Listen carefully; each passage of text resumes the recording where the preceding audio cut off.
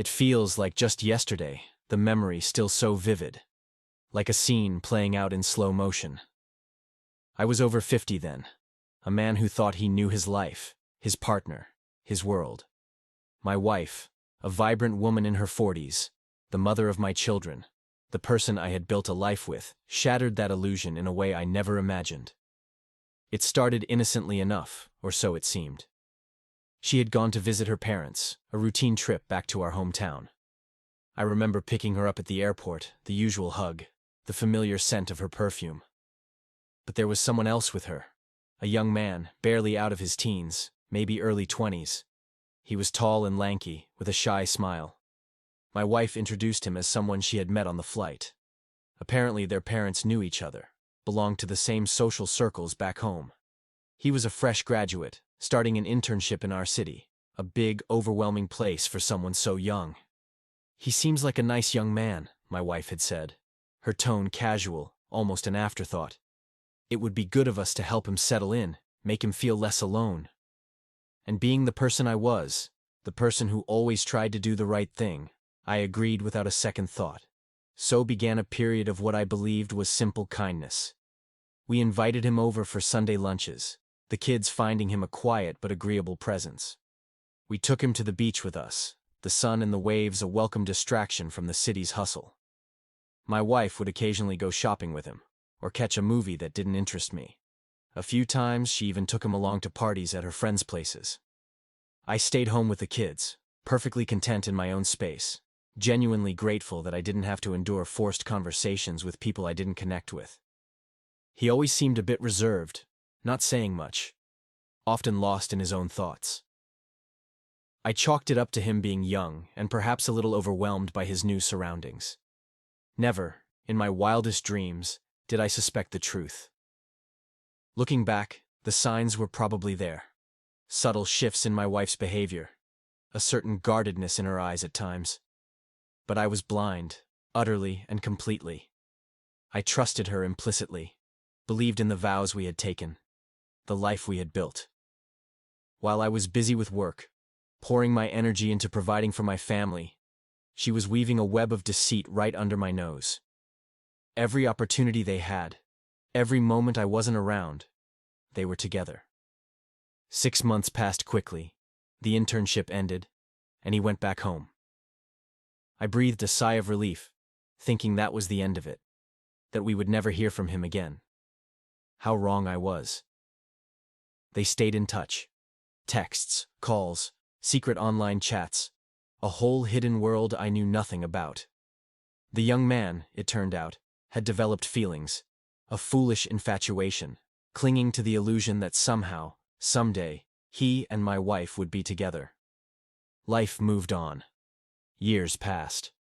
Our marriage eventually ended, but not because of the cheating. If you've ever lived with a narcissist, you'll understand the myriad of subtle and not-so-subtle ways they can erode your sense of self, your reality. At the time of our divorce, I was still blissfully unaware of my wife's infidelity. It was after the dust settled, amidst the whispers and sideways glances, thanks to the unsolicited revelations of friends, that the full extent of her betrayal came crashing down on me. She was a master manipulator, a skilled actress who had meticulously covered her tracks while I, in my naivete, had believed every carefully crafted word. The irony wasn't lost on me. I, the supposedly worldly man, had been played like a fool. The rare slip-up, if it could even be called that, was her bragging to her girlfriends about the thrill of having a much younger toy boy. One of these confidants, for reasons I still don't fully understand, perhaps a pang of conscience or a moment of spite, decided to tell me everything. The details were like shards of glass, each one cutting deeper than the last. Then came the email. It was from him, the young man. We were already divorced, and he had apparently intensified his pursuit of my now single ex-wife, probably thinking his chance had finally arrived. She must have rejected him, because his response was a digital slap in the face, a crude act of revenge. The email contained nothing but nude photographs of her. Some were taken in our bedroom, the very place where we had shared intimacy, where I had believed our love resided. Others were in our living room, the backdrop to countless family moments. And some, I could only assume, were taken at his place. Some were clearly posed, her looking directly at the camera, presumably his phone. Others were raw, explicit, taken from his point of view. I stared at them, a cold knot forming in my stomach, a sense of violation washing over me. I didn't reply to the email, didn't even mention it to my ex-wife, with whom I remained in contact for the sake of our children. That wasn't the end of the revelations. The floodgates had opened, and my so-called friends seemed determined to keep the torrent flowing, eager to share every sordid detail of my ex-wife's adventures. Many of them had known about her hobby for years, had witnessed her indiscretions, and had chosen to remain silent, perhaps out of misplaced loyalty or a desire to avoid getting involved. By that point, the initial shock had worn off. I was over her, the romantic love long dead. The fact that she had been sleeping with others behind my back, while deeply hurtful in retrospect, had become somewhat irrelevant. What truly stung was the realization of my own blindness, the crushing weight of my naivete.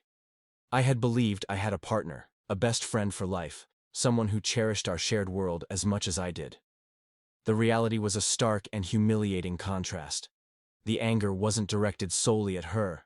A significant portion was aimed squarely at myself. How could I have been so oblivious? How could I have missed or ignored the obvious red flags, the flimsy lies? For years I had poured my heart and soul into our family, working tirelessly to provide the best life I could for my stay-at-home wife and our children. My reward, it seemed, was betrayal by the one person I trusted most. Anyway, that was a long time ago now. It took years to untangle the financial mess that the divorce inevitably created. Some scars, like these, are impossible to forget, perhaps even to fully forgive. At least for me. I never truly healed emotionally from the betrayal, but I learned to live with the knowledge, to carry it as a part of my story. The experience undeniably changed me. It stripped away a certain innocence, a trusting nature that now seems almost foolish in hindsight. But paradoxically, I like the person I am now more than the man I was then. I am stronger, more resilient, more attuned to the subtle nuances of human behavior. My children have grown into fine adults. They remained close to me, their bond with their mother fractured by her choices. I have remained single. The deep-seated trust that is essential for a meaningful relationship was irrevocably broken. The thought of opening myself up to that kind of vulnerability again feels almost impossible. My friends, those who were so eager to share the details of my ex-wife's past, still occasionally offer updates on her current life. They seem to derive some perverse satisfaction from keeping me informed, perhaps a way to validate their own successful and happy family lives. They will never truly understand how little I care about her escapades now. Their actions, however, did serve a purpose. They helped me understand the true nature of my friendships, revealing who my real allies were, and who were merely spectators to my pain. Life, it seems, continues in its predictable yet unpredictable way. My ex-wife, I hear, has continued her pattern. One primary partner, but with a revolving door of others. Perhaps her current partners are aware and accepting of this arrangement. The young man, the catalyst for so much pain, moved to another city for work. I was told they still manage to connect whenever he is back in town, a lingering echo of a destructive past. Then there were whispers of threesomes, and later, the revelation that she identifies as bisexual. It seems the narcissism I had experienced firsthand was only one facet of a more complex personality. The latest piece of information, shared not by her but by another of her friends, was a diagnosis of borderline personality disorder. It's strange, the way life unfolds. What once felt like a catastrophic ending now feels like a chapter closed, albeit a painful one. The humiliation has faded, replaced by a quiet understanding of the complexities of human nature, the capacity for both great love and profound betrayal. I may never fully understand why things happened the way they did, but I have learned to accept the past, to build a life on the foundations of self-reliance and a hard-earned wisdom. The scars remain, a permanent reminder of a painful truth, but they no longer define me. They are simply a part of my story, a story that has ultimately led me to a stronger, more authentic version of myself.